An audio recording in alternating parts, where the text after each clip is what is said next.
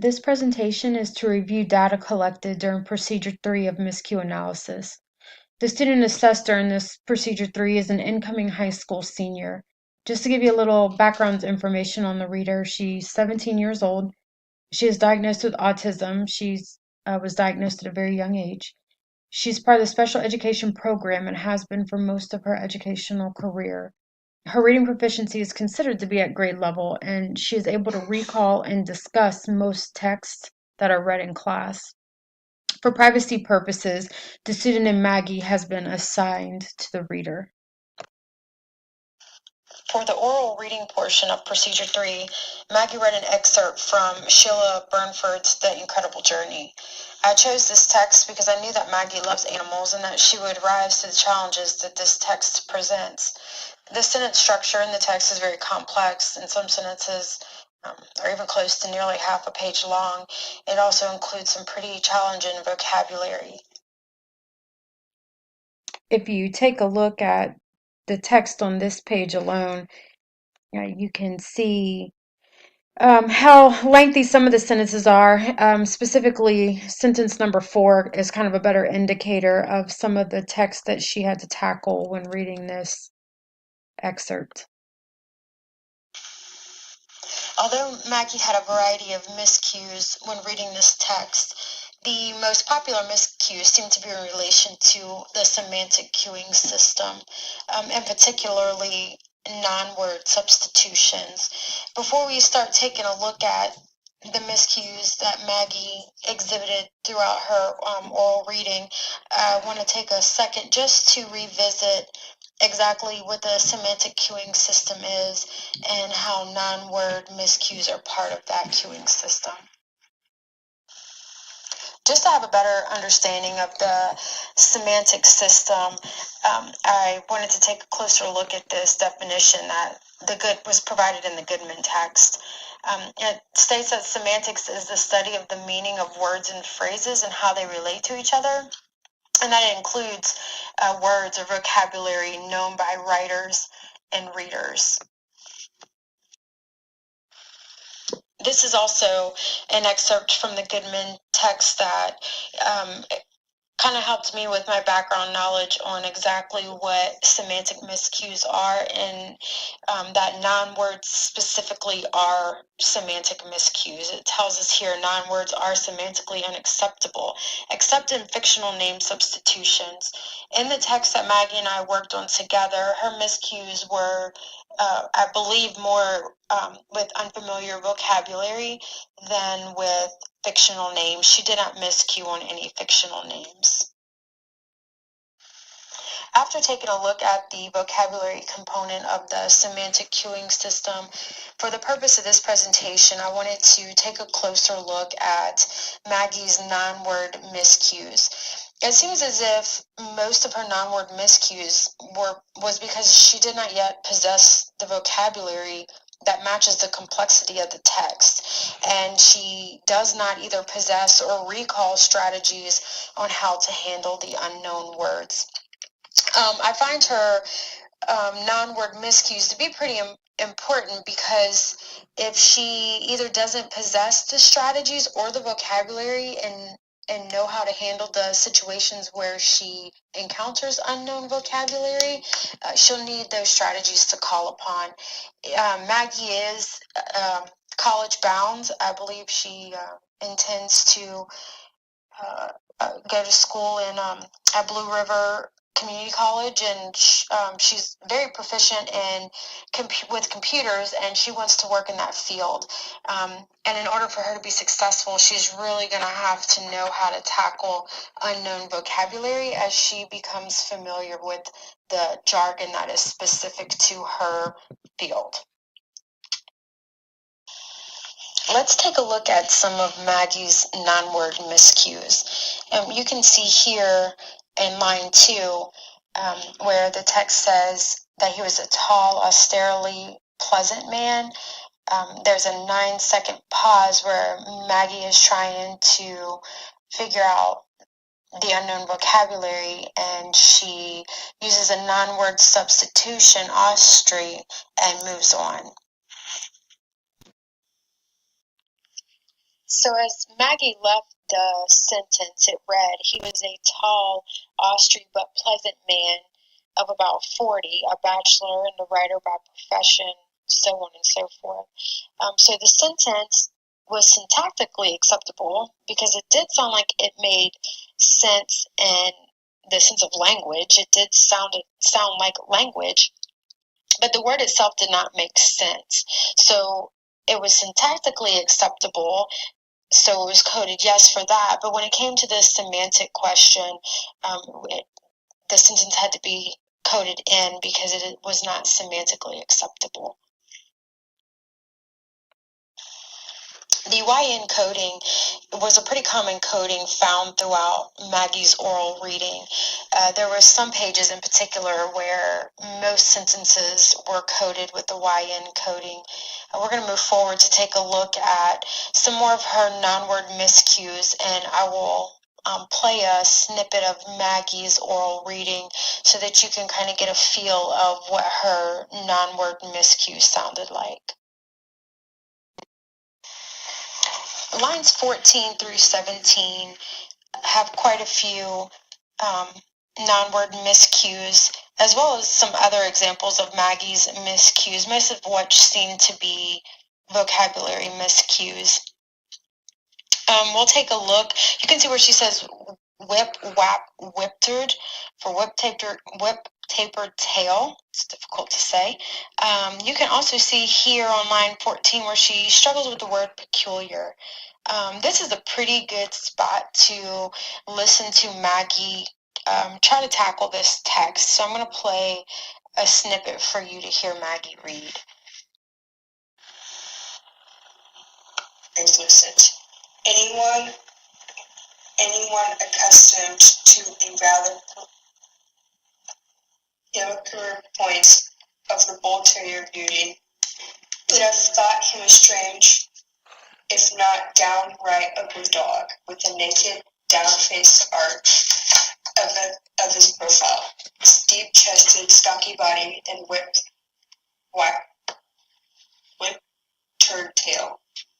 But the true lover of an ancient and honorable breed would have recognized the blood and bone of this elderly and rather battered body, would have known that in his prime this had been a magnificent specimen of compact sinew and muscle, bred to fight and endure, and would have loved him for his curious mixture, wicked, unyielding fighter, yet devoted and docile family pet.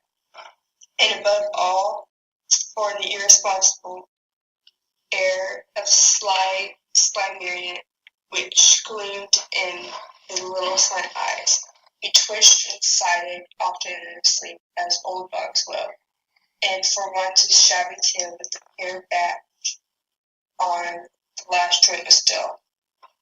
By the door lay another dog, nose on paws, brown eyes open, and watchful in contrast to the peacefulness ratified by the other occupants. Lines 51 through 54 are another great example of how Maggie is trying to handle the complexities of the text. I'm going to play another snippet of you listening to Maggie read lines 51 through 54. Although she is miscuing, you can hear the tone in her voice and the entertainment that she is getting from reading the text, that she is still able to comprehend the text. Wait, so I give that until I give that operator a peaceful mind. Just as Salon Rage was gathering strength for a last blow into the mouthpiece, the line went red. He put the receiver back with relief and looked across the room at the old dog, who had climbed sheathily into the armchair and sat lolling back against the cushions, his eyes half closed, awaiting the expected reproof. He addressed him with a proper degree of ferocity, telling him that he was a scoundrelly opportunist, a barbarian, and a distance to his upbringing and his ancestors, and he paused and weighty emphasis. A very bad dog. As you can tell by the humor in Maddie's voice, that she understands what's going on in the text, although there is quite amount of miscues in this portion of the text, as well as in other portions of the text. She's still able to make meaning of what's going on. After completing the oral reading as part of the retell, Maggie and I discussed the text and if she thought it was difficult and how she felt about the text. So I'm going to play a quick response clip for you to hear what she said about the text. Did you like the story? Yeah, it was hard to read though. It was hard to read? What makes you say that? A couple of the words, I stumbled on a couple of words and I didn't know how to pronounce them. Do you feel like that inhibited your ability to read the story? Or a little bit, yeah. Can you tell me a little bit more about that? Do you want me to kind of ask you in a different way? So you said that some of the words kind of were a challenge. Do you feel like, did it hurt your comprehension? A little bit, yeah. Okay. Did you try any strategies along the way? I tried to pronounce it slowly, but it really didn't help, so I just pronounced it how I thought it would sound, and then moved on. Okay. So Maggie was aware of her miscues, but she does go on to talk about how she enjoyed the text and she liked the way it flowed, and she liked that it was about the animals.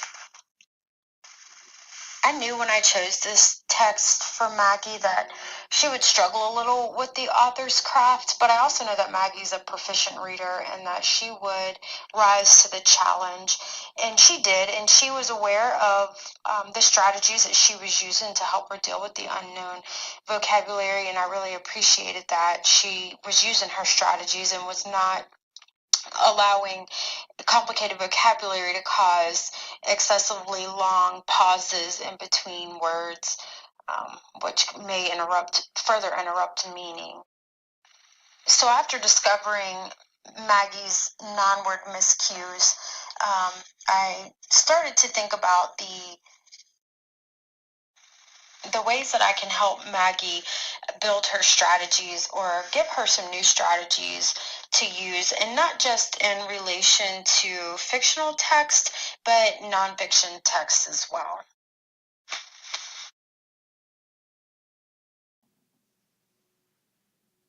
After getting to know Maggie a little bit better and getting to know her a little bit better as a reader and understanding her miscues and the way she approached the text and the way that she felt about her performance while reading the text, there are a few strategies that I'd like her to take away. Probably some strategies that I'll work with her on throughout the school year. The first one being dictionary.com. Or any online dictionary really would be helpful in that they just provide so much information and better understanding vocabulary, and especially the vocabulary that Maggie may come across in her post-secondary goals.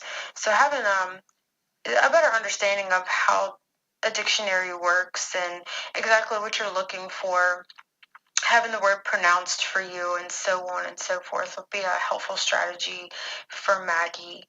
I'd also like to make sure that she understands the tutoring centers that are available in colleges so that she knows that there is a network at Blue River that would be there to support her and help her. So we would probably spend a little bit of time checking out their tutoring center and just understanding really how that works at the college level. I'd also like Maggie to walk away with a better understanding of the Read Write app. The Google extension actually is it's pretty helpful in that it has a dictionary available it will read text to speech. You can highlight, you can do a variety of different things with the Read Write app. And as Maggie is reading complex text, there is several tools at her fingertips that she'll be able to use to help her decipher and find meaning. I'd also like to work throughout the year with pairing Maggie with text that she would enjoy reading. She's not much of a reader. She mentioned that in her Burke interview. Um, and I know that about her as just her being a student of mine. And so I'd like to really partner with her and introduce her to some more contemporary young adult literature that she might really find interesting, in hopes to kind of spark a love of reading that she doesn't necessarily have right now. So those would be the starting points